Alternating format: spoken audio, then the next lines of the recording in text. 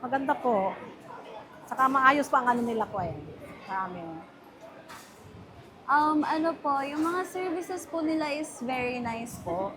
Yung mga applicants po dito na nag-interview sa amin were very accommodating po.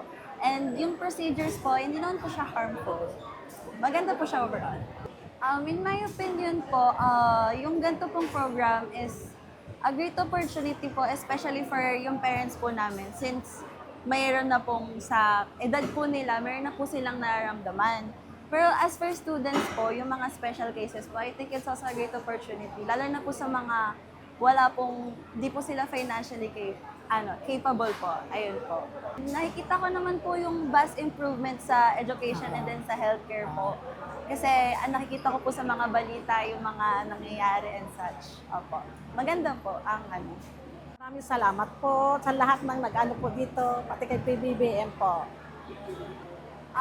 Thank you po, Mr. President, and then Department of Health po, and DepEd po for giving this opportunity po sa amin since, ayun po, marami pong mga taong kinakailangan to.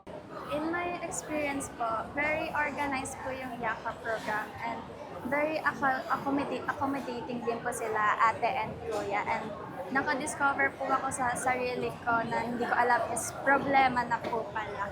Kaya it is such a privilege po na makika-operate po sa ganitong program na check-up. Mas maganda po yun, ma'am, para hindi na po pupunta ng ibang lugar yung mga tao. Since that if last year po is wala naman pong ganitong naganap sa school po namin. Kaya mas accessible po sa mga estudyante na hindi pa po nakakapagpa-check up po na makapag-check up na.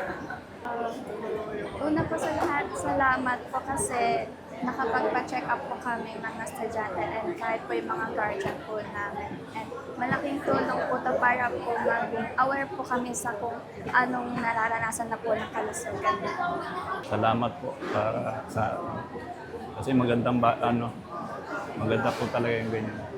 Siya po ang lumalapit sa amin.